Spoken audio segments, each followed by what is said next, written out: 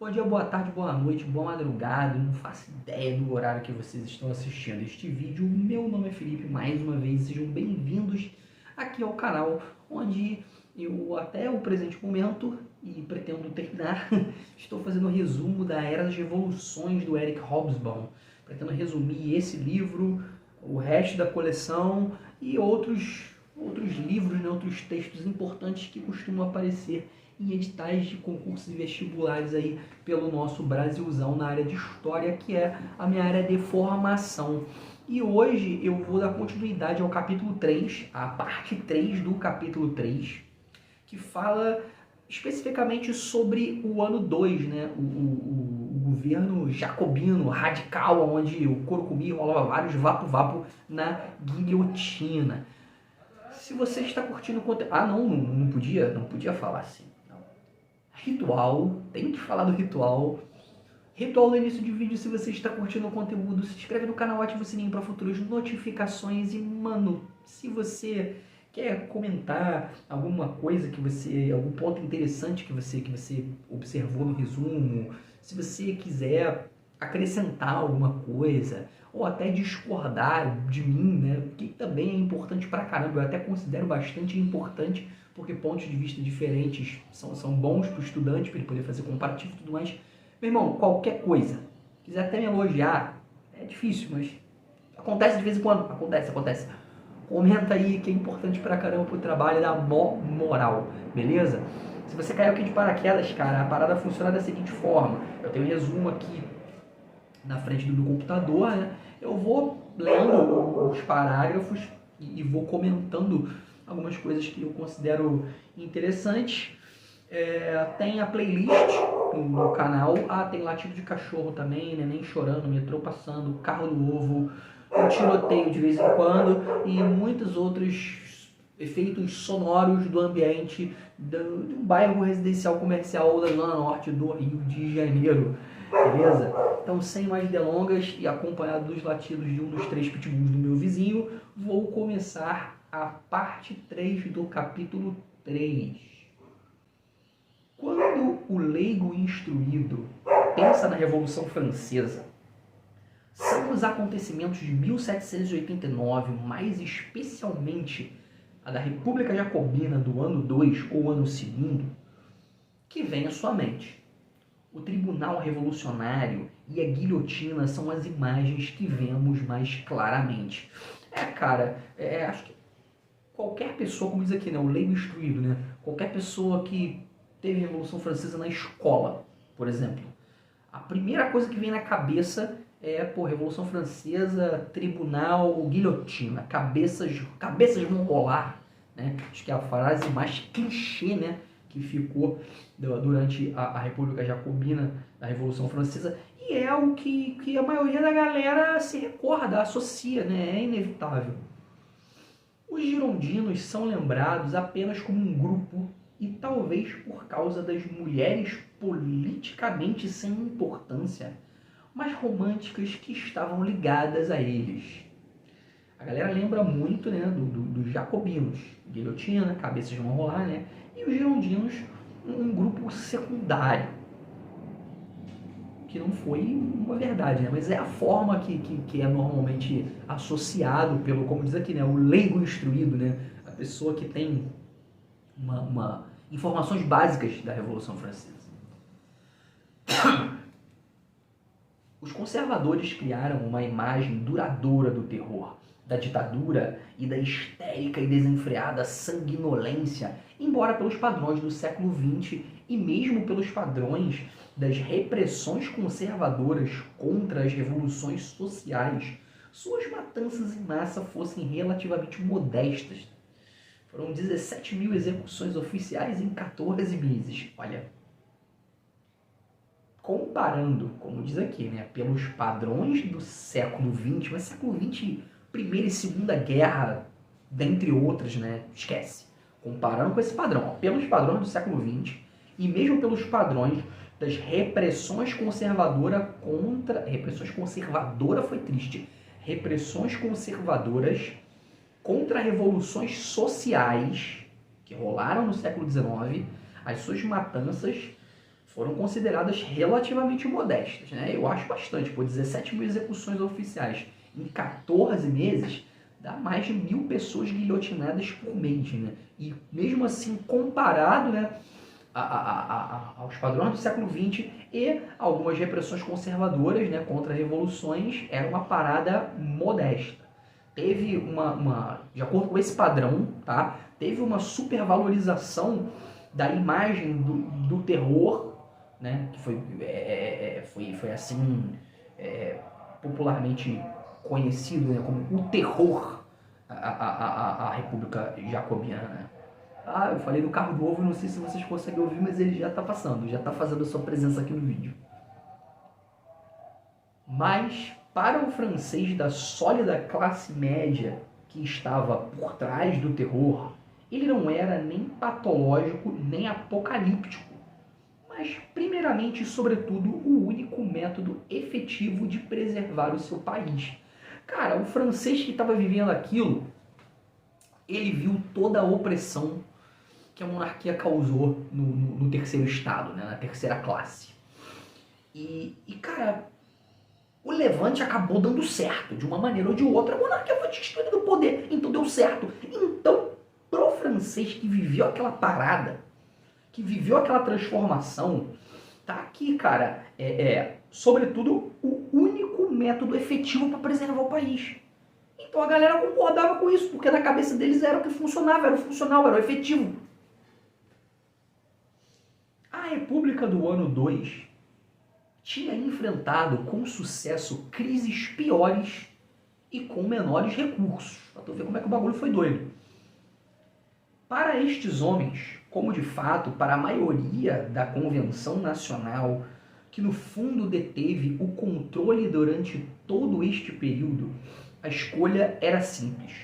Ou o terror, com todos os seus defeitos do ponto de vista da classe média, ou a destruição da Revolução, a desintegração do Estado Nacional e provavelmente o desaparecimento do país. Para vocês terem ideia como que a galera era muito fechadona, como eles realmente acreditavam que o terror era a única solução plausível para a manutenção da França, cara. Aqui, isso diz muita coisa, cara. Para estes homens, como a maioria da Convenção Nacional, né, deteve o controle durante um período, né, a escolha era simples. Ou o terror, mesmo com todos os defeitos que a classe média colocava, ou a destruição da Revolução, desintegração do Estado Nacional e o desaparecimento do país. Então eles realmente acreditavam, cara, que o terror era a maneira correta, plausível e efetiva de manter o país em pé. Muito provavelmente, exceto pela desesperada crise da França, muitos deles teriam preferido um regime menos ferrenho e certamente uma economia controlada com menos rigor.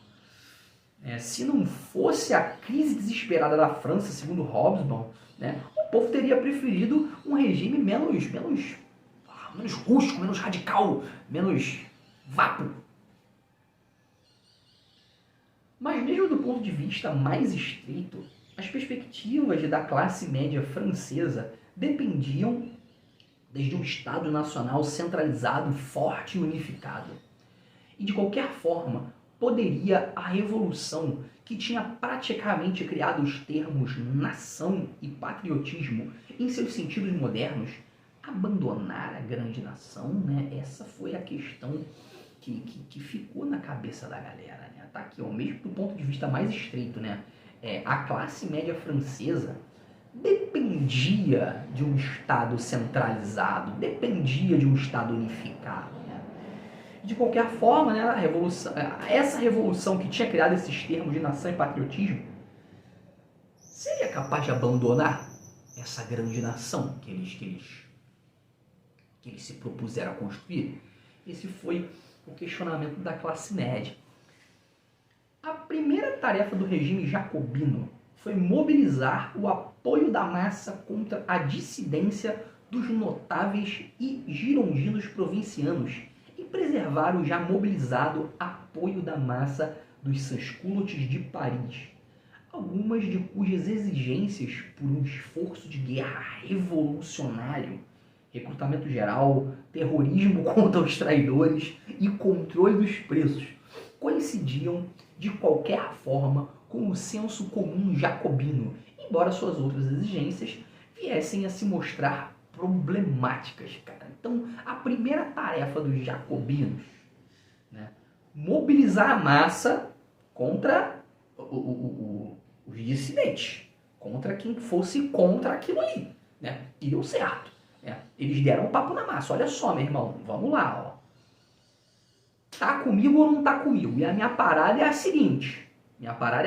Ó, vamos recrutar todo mundo, vamos botar pra ferrar e arrancar a cabeça de traidor, vamos controlar esses preços aí que a crise tá braba. Eles deram o papo e a galera comprou, porque eles viram que, meu irmão, ou é desse jeito aí que resolveu. Então é assim que tem que ser. Uma nova Constituição, um tanto radicalizada e até então retardada pela Gironda, foi proclamada, né? Os moderados eles conseguiram uma Constituição no ano primeiro, né? Mas uma nova Constituição radicalizada pelos jacobinos, né? Tá aqui. Tinha sido retardada pelos girondinos, só que, meu irmão, foi proclamada. Esquece, a Constituição agora é a lei do cão. Mentira, não é a lei do cão, é radicalizada.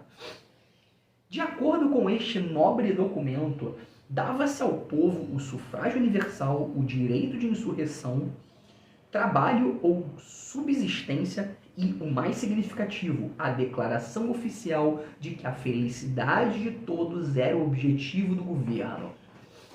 E de que os direitos do povo deveriam ser não somente acessíveis, mas também operantes, cara. Então, por mais radicais que eles fossem, na Constituição dos caras estava dizendo que o povo tem que ser feliz e a gente vai fazer o que tem que ser feito para o povo ser feliz. É a frase que compra, cara. E comprou a galera mesmo. Foi a primeira Constituição genuinamente democrática proclamada por um Estado moderno. Olha só que maneiro, cara. Mas, concretamente, os jacobinos aboliram, sem indenização, todos os direitos feudais remanescentes. Aumentaram as oportunidades para o pequeno comprador adquirir as terras confiscadas dos imigrantes e, alguns meses mais tarde, aboliram a escravidão nas colônias francesas, a fim de estimular os negros de São Domingos a lutarem pela República contra os ingleses. Estas medidas obtiveram os mais amplos resultados. Então, cara, os caras eles tinham uma forma de governar radical pra caraca. Radicalzona. Deu mole, meu irmão. Tua cabeça vai rolar. Vai sair fora do corpo. E esquece. Né? Vamos lá. Cerca de 17 mil execuções em 12, 14 meses. Então a parada era muito radical. Em contrapartida, eles visavam a felicidade do povo. Pô, e os caras fizeram umas paradas bem maneiras. Pô, primeira Constituição democrática proclamada por um Estado moderno. Né? Pô, isso aí já é um avanço ultra absurdo. Pô, os caras, mané, eles deram uma oportunidade pro pequeno comerciante, né, o pequeno comprador, adquirir terra confiscada dos imigrantes. Né? Pô, tá dando oportunidade dos caras ter terra, dos pequenos compradores passarem a ter terra. Pô, os caras aboliram a escravidão nas colônias francesas, cara.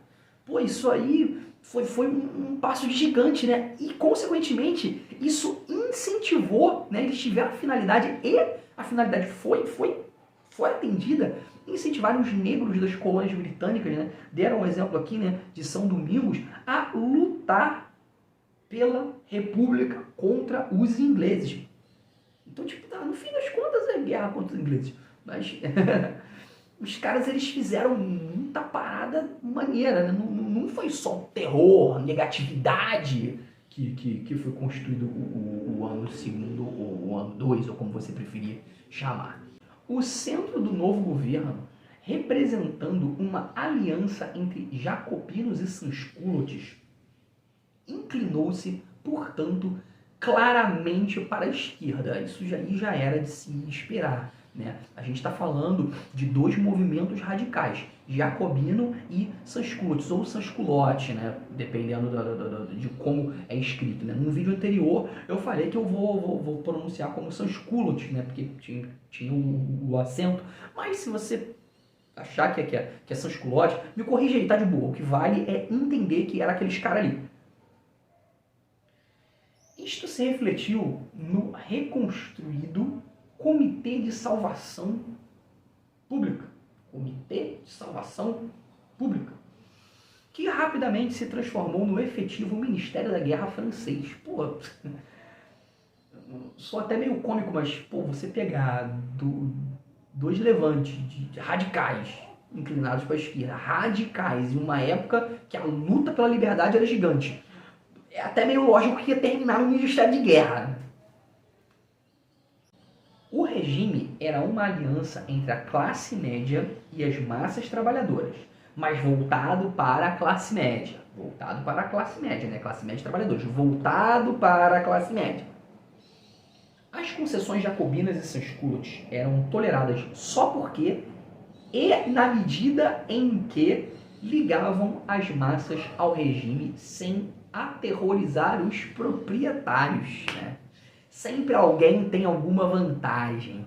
Classe média, burguesia. O regime era uma aliança entre a classe média e trabalhadora, voltado para a classe média.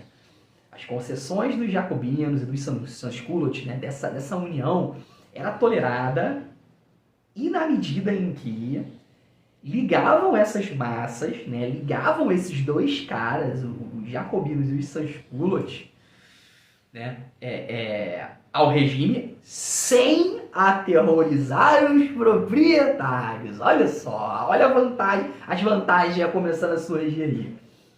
E dentro da aliança, os jacobinos da classe média eram decisivos, é claro, né? É o que eu falei anteriormente, né, no vídeo anterior. A monarquia caiu, alguém ia tomar o poder. Classe média, burguesia. Final dessa história eu acho que a gente já sabe.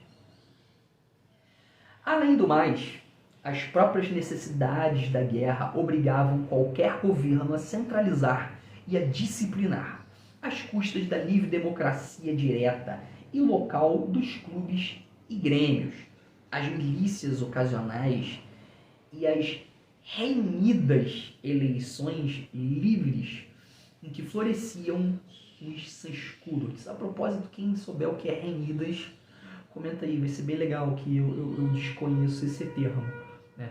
Então, galera, as necessidades da guerra, né, eles estavam expandindo os ideais da revolução, né, e era um governo bastante radical. Eles obrigavam, né, o governo a centralizar, a disciplinar, né, tá aqui, né, às custas da livre democracia direta. Cara, essa política de radicalismo acaba, o nome já diz, em radicalismo. E tinham ideias expansionistas, né? Levar a liberdade universal contra a tirania e a opressão da monarquia. Então, bem ou mal, ia acabar se tornando um regime de guerra. Não tinha muito para onde correr indo por esse viés. Por volta de 1794, o governo e a política eram monolíticos e dominados ferreamente por agentes diretos do comitê ou da convenção e por um amplo quadro de oficiais e funcionários jacobinos, juntamente com organizações locais do partido. Então, esse comitê, né, e a convenção, eles começaram a ter figuras figuras não, né? Começaram a ser os pontos referenciais de liderança e de organização da República Jacobina. Por fim, as necessidades econômicas da guerra afastaram o apoio popular. É claro, o regime radical acabou se tornando um regime de guerra. Guerra dá prejuízo para todo mundo, cara. Ainda mais com a politicagem da guerra total, né? Aplicação da guerra total. Você investe todos os recursos na guerra, raciona. Problema, meu irmão, de quem estiver lá, não separa civil de militar, recruta geral, guerra total. Pô, isso começou a afetar pra caramba o povo. E vamos lembrar, 95% da população. Tem uma hora, cara, que por mais que seja bonitinho, né, esse lance de vamos levar a liberdade pros povos, vamos expandir e tudo mais, cara, guerra dá prejuízo pra todo mundo. E quem paga é o pobre, é o povão, cara. Então, afastou o apoio popular. A galera tava começando a ver que não era tão maneiro assim. Nas cidades, o controle de preços e o racionamento beneficiavam as massas. Mas o correspondente congelamento dos salários as prejudicava. Pô, beleza, cara. Controle de preço, racionamento, né? Pô, acabava ajudando a massa de um jeito ou de outro. O preço estava controlado. As coisas estavam controladas. Então, para quem ganha pouco, tá tranquilo, né? Os caras conseguem ter uma certa previsibilidade, conseguem se programar para poder viver direitinho. Só que, pô, mano, tem uma contrapartida, né? Tem uma contrapartida. Tá aqui, cara, o congelamento dos salários as prejudicavam, cara. Da mesma forma que foi tudo controlado, os salários também foram controlados. Então os caras ficavam sem perspectiva de melhora. No campo, o confisco sistemático de alimentos afastou os camponeses. Mano, guerra total, regime de guerra. Soldado precisa se manter em pé. Saco vazio não fica em pé. De onde vem o subsídio do soldado? Do campo. Guerra total. Mais uma vez, total. Problema é seu que você produz comida. A guerra é total, o povo tá junto na guerra, então você vai dar o seu subsídio pra gente. Cara, arrebentou o camponês.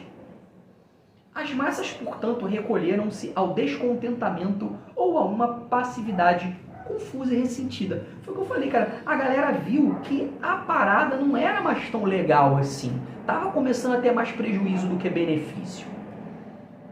Finalmente, nenhum grande corpo de opinião gostava das excursões ideológicas um tanto extravagantes do período. As sistemáticas campanhas de descristianização e a nova religião cívica de Robespierre, né? Eu sou péssimo com francês, se a pronúncia estiver errada, também me corrijam, tá valendo. O que vale é fazer certinho. E a do Ser Supremo, que tentava contrapor-se aos ateus e levar a termo os os preceitos do divino Jean-Jacques. E o constante silvo da guilhotina lembrava a todos os políticos que ninguém estava realmente a salvo. Então, cara, vamos lá. Vamos tentar entender isso aqui. Nenhum grande corpo de opinião, ou seja, os corpos de opinião, as galeras fortes que tinham as suas opiniões, né, gostava dessas excursões ideológicas, né, extravagantes do período. Né? Campanhas de descristianização e a nova religião cívica de Robespierre. Isso tudo aqui, cara, pô, é sentido figurado, tá? É sentido figurado. O que o Robson quer dizer com isso, ao meu ver, posso estar redondamente enganado, e se eu tiver, rola aquela correção bonita da parte de vocês, afinal de contas a gente está junto pelo mesmo objetivo, é que, mano, o Robespierre, ele estava se colocando acima de tudo, acima da porra toda, né? E os preceitos, né, dessa galera radicalzona, Robespierre, o Jean-Jacques, né, Saint-Just, Couthon, na verdade eu não sei nem se é assim que se pronuncia, se mais uma vez, sou péssimo com o francês, só sei bonjour, me corrijam. Era a lei que estava acima da igreja, das leis divinas, né? Ao meu ver, isso foi colocado em um sentido figurado aqui. E o constante silvo da guilhotina lembrava a todos os políticos que ninguém estava realmente salvo. Ou seja, meu irmão, não interessa se você é político, não interessa se você é importante, não interessa o pipipi, popopó, blá blá blá, blá blá blá. pereré, pão duro, ou seja lá como você definir. Meu irmão, ninguém tá salvo da guilhotina. A parada é essa. Robespierre radicalizou a parada toda. Quem sabe sou eu mando e desmando nessa porra e ninguém tá salvo da guilhotina. É traidor? Eu acho que tu é traidor. Tua cabeça vai rolar, compadre. É isso aí, ponto final. Por volta de abril de 1794, tanto a direita quanto a esquerda tinham ido para a guilhotina. E os seguidores de Robespierre estavam, portanto, politicamente isolados. Maroto. Somente a crise da guerra os mantinha no poder. A parada realmente não estava legal, né? O Robespierre, ele tocou o terror, ele tocou o puteiro legal, né? Ele perdeu a mão no domínio do terror, né? Levou a ferro e fogo o lance da política de guerra. O governo dele acabou... Ele não, né? Que ele era um dos representantes, né? A República Jacobina, no fim das contas, cara, o terror foi tão hardcore, né? Que acabou causando prejuízo para muita gente. E, cara, somente a crise da guerra mantinha no poder, né? Por quê? Porque tudo foi congelado. A galera não tinha como ter perspectiva. Não tinha, pelo menos nas ideias da galera naquela época, não tinha uma possibilidade de derrubar, de destronar os jacobinos no poder. No final de junho de 1794, os novos exércitos da República demonstraram sua firmeza, derrotando decididamente os austríacos e ocupando a Bélgica. O fim estava perto, né? A guerra estava acabando, então o fim estava perto. No nono termidor, pelo calendário revolucionário, 27 de julho de 1794, transpondo para o nosso, a convenção derrubou Robespierre. Ele, Saint-Just e Couthon foram executados. E o mesmo ocorreu alguns dias depois com 87 membros da Revolucionária Comuna de Paris. Galera, o regime do Robespierre, do terror, causou o terror. Os caras tocaram o terror. E o radicalismo foi tão intenso, que no início que eles tinham apoio da massa popular, depois a galera viu que aquela não era boa, né? Que, pô, não tava legal aquilo, tava causando muito prejuízo, era guerra em cima de guerra. Tudo bem, mais uma vez, levar os ideais de liberdade, libertar os escravos, foi necessário, mas, cara, eles não tiveram um balanço, não tiveram um planejamento, guerra total, vamos botar tudo ali. E, cara, quem paga é o povo. E, mais uma vez, 95% da população, né? A coisa estava braba. Qualquer parada era motivo para arrancar a cabeça. Teve uma hora, cara, que o feitiço se virou contra o feiticeiro. A guerra acabou. A crise começou a dar uma estabilizada. Foi aí que o galerão viu a oportunidade de fazer o levante. E aí, meu irmão, da mesma forma que o Robespierre e a tropa dele arrancaram a cabeça de um monte de gente, as cabeças dele foram arrancadas. E assim vai entrar uma nova fase da Revolução Francesa que a gente vai ver no próximo vídeo. Tranquilo? Ritual de fim de vídeo de sempre. Tá curtindo o conteúdo? Se inscreve no canal, ativa o sininho para receber futuras notificações. Mano, tá concordando comigo? Quer fazer um comentário maneiro, uma crítica construtiva ou me descer o porrete? Tanto faz. Comenta aí, cara. Comenta aí que eu vou trocar uma ideia responsa com cada um de vocês. E tamo junto, rapaziada. Já, parte 4 para fechar o capítulo 3. Beleza? Partiu, fui! Ah, tô com a mesma camisa que eu tô gravando tudo no dia só, tá?